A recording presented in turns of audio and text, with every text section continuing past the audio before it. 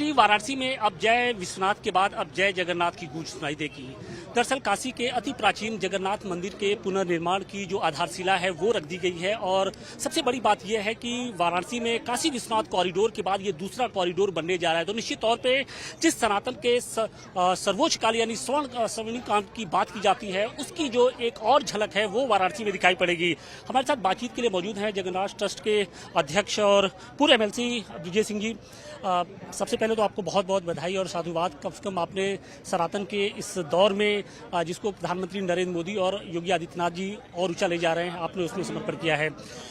किस तरीके से इस मंदिर का स्वरूप होगा और आने वाले दिनों में काशी के आध्यात्मिक केंद्र को वो कितनी ऊंचाइयों पर ले जाएगा? अच्छा, सवाल आपका बहुत अच्छा है। आपको आने के लिए भी धन्यवाद, क्योंकि जगन्नाथ जी की बिना इच्छा के तो कुछ होता नहीं है और काशी तो धर्म नगरी शुरू से ही है, आप लोग जान ही रहे हैं। और जगन्नाथ जी लगभग 250-250 साल पुराने 1790 में यहाँ पे इनका स्थापना हुई थी। अब पिछले कालखंडों में कुछ ऊर्जाहीन हो गए थे और कुछ उसमें काशी की ऊर्जा ही समस्त जगत को ऊर्जा देती है और जगन्नाथ और विश्वनाथ का संतुलन है वो सृष्टि का संतुलन बनाए रखता है। इसलिए हम समझते हैं बाबा विश्वनाथ और हनुमान जी की मर्जी से ही जगन्नाथ जी का यहाँ जीर्णोद्धार होने जा रहा है और निस्संदेह जो है भारत को विश्वगुरु बनने से कोई रोक नहीं सकता है और बहुत जल्दी आने वाले समय में इसकी शुरुआत हो चुकी है, जो कि काशी से हो चुकी है और आगे उत्तर बढ़ते जाएगी। इसकी दिव्यता और भव्यता कैसी होगी उसके बारे में जरा हमारे दर्शकों को बताइए, क्योंकि हर किसी को इंतजार, क्योंकि लोग काशी में जब आते हैं तो उनके सामने काशी विश्वनाथ धाम की जो छवि होती है वो होती है। इसकी छवि किस तरीके से होगी, इसकी दिव्यता भव्यता, क्योंकि बहुत से लोगों को मालूम ही नहीं कि वाराणसी में भी भगवान जगन्नाथ का मंदिर रहा है। बिल्कुल नहीं मालूम है तो आज आपके माध्यम से मालूम भी हो जाएगा।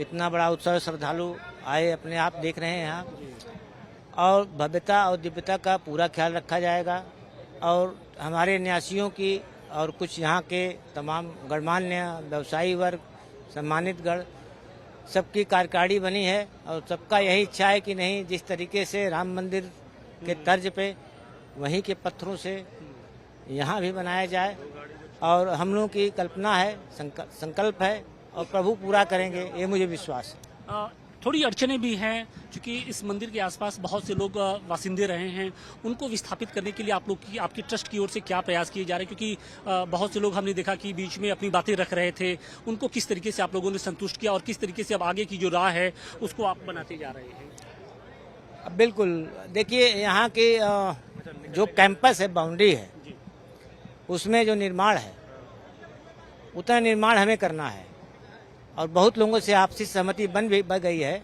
जो असक्त हैं उनका पूरा ध्यान दिया जा रहा है कि उनको असुविधा ना हो, लेकिन जो अपना निर्माण करा चुके हैं यहाँ 2-3 महीने, हाँ नहीं 2-3 पीढ़ियों से हैं तो सबका ध्यान रखा जा रहा है। लेकिन जो अपना आवास बना चुके हैं, यहाँ भगवान जी के यहाँ शौचालय बना करके यहाँ गंदगी फैला रहे हैं, तो हमारा तो करबद्ध प्रार्थना है कि वहाँ से वो लोग जगन्नाथ जी का इतना सहयोग करें कि उनका मंदिर बनने दें। फिर भी लीगल ही कार्रवाइयाँ जो होंगी, पिछले कुछ समय पहले कुछ लोग कोर्ट गए हैं, अब कोर्ट से जो आदेश होगा, माननीय न्यायालय का आदेश होगा, अब माननीय न्यायालय का आदेश का पालन किया जाए। एक अंतिम क्वेश्चन, आध्यात्मिक ये राह कितना सुकून देती है? क्योंकि 1 साल पहले जब आप अध्यक्ष बने थे तो आपने कहा था कि इस पूरे धाम का हम कायाकल्प करेंगे और आज वो दिन आ भी गया है और हम सभी इस पल के साक्षी बने हैं। जी बिल्कुल, आप देख रहे हैं आज शिलान्यास हो गया परम पूजनीय शंकराचार्य जी द्वारा।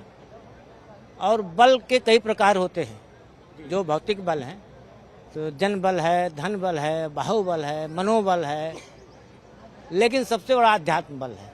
आपको भी अभी इस बात का एहसास हो गया कि सबसे बड़ा जो बल है वो आध्यात्मिक बल, उससे बड़ा कोई बल नहीं है। वो बल सीधे परमेश्वर से जुड़ा है, वो सर्वज्ञ है, सर्वशक्तिमान है, उनकी कृपा हो तो कुछ भी हो संभव नहीं। और जो आपके बहुत से लोग ऐसे हैं जो आध्यात्मिक, जो भौतिक बल और उस बल में ही ज्यादा यकीन करते हैं, उनको क्या कहेंगे, उनको क्या? बिल्कुल, ये टेम्परोरी है और सामयिक है, ये आएगा जाएगा, इसके जाने में समय नहीं लगेगा। जैसे हम ही आप हैं, हो सकता है 25-50 साल बाद न रहे यहाँ, लेकिन जगन्नाथ जी तो सदा से और सदा से ही रहेंगे। तो हर बल समाप्त होने वाला है टेम्परोरी है, लेकिन आध्यात्मिक बल परमानेंट है। धन्यवाद। तो ये थे पूर्व एमएलसी ब्रिजेश सिंह, जिन्होंने तमाम मुद्दों पर बेबाकी से राय रखी और उन्होंने बताया कि किस तरीके से वो काशी विश्वनाथ कॉरिडोर की तर्ज पर अब जगन्नाथ जो धाम बनने जा रहा है, कॉरिडोर बनने जा रहा है, उसकी आज नींव रखी गई है। और निश्चित तौर पे आने वाले दिनों में वाराणसी के आध्यात्मिक जो विकास होगा उसमें एक प्रमुख स्थान रखेगा ये धाम। महादेव के सबसे बड़े दरबार यानी काशी विश्वनाथ धाम के बाद अब भगवान जगन्नाथ के धाम का भी कायाकल्प होने जा रहा है। काशी विश्वनाथ कॉरिडोर की तर्ज पर अब जगन्नाथ कॉरिडोर का भी निर्माण होने जा रहा है और आज इस पुनर्निर्माण की जो आधारशिला है वो रखी गई है। फिलहाल हम उसी प्रांगण में मौजूद हैं जहां पर बाबा जगन्नाथ का ये धाम है और मंदिर की आपको एक झलक हम दिखाने की कोशिश कर रहे हैं कि ये अभी फिलहाल इस मंदिर का ये स्ट्रक्चर है, ये स्थिति है, लेकिन आने वाले दिनों में ये मंदिर काशी विश्वनाथ धाम की तरह ही चमकता दमकता आपको दिखाई पड़ेगा, क्योंकि इसके पुनर्निर्माण की जो नींव है वो रख दी गई है और आने वाले दिनों में इसको भी डेवलप किया जाएगा और इसे कॉरिडोर की शक्ल दी जाएगी। अगर इस मंदिर के बारे में हम बताएं तो 1790 ईस्वी में इस मंदिर का निर्माण कराया गया था और नागर शैली में ये पूरा जो मंदिर परिसर है वो बना हुआ है और कहा यह जा रहा है कि आने वाले दिनों में नागर शैली में ही इस पूरे मंदिर को डेवलप किया जाएगा। बड़ी बात यह है कि इस मंदिर का जो शिखर होगा वो 108 फीट से कहीं ज्यादा होगा, ताकि कोशिश ये की जा रही है कि जब लोग काशी आए और गंगा स्नान करें तो दूर से ही उनको इस मंदिर के शिखर का दर्शन हो सके। तो निश्चित तौर पे वाराणसी के आध्यात्मिक जो एक विकास होता जा रहा है उसमें एक और कड़ी जुड़ने जा रही है। वो कड़ी है भगवान जगन्नाथ का बनने वाला ये कॉरिडोर। देखिए बहुत से लोग हैं, हम उनसे भी बात करेंगे जो प्रतिदिन यहाँ पर दर्शन के लिए आते थे, लेकिन अब इस कॉरिडोर के बनने के बाद से बनने की जो आधारशिला रखी गई है उसके बाद इनके मन में कितना हर्ष है, हम उनसे जानने की कोशिश करेंगे। आपका नाम? ममता सिंह। ममता जी, आप पहले भी आती रही होंगी, आज भी आई हैं, लेकिन अब इस मंदिर का कायाकल्प किया जा रहा है, इसे कॉरिडोर का रूप दिया जा रहा है। जैसे काशी विश्वनाथ धाम था पहले, काशी विश्वनाथ मंदिर, वहाँ पे कॉरिडोर बन गया, अब उसी तरीके से यहाँ पर भी कॉरिडोर बनने की तैयारी है।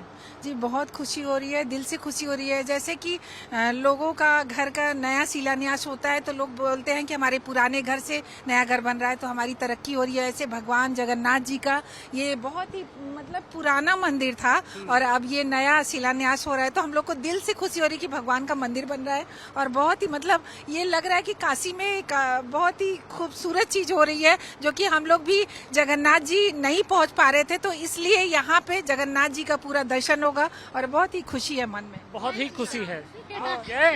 जय विश्वनाथ के साथ साथ अब जय जगन्नाथ की भी गुंज सुनाई पड़ेगी।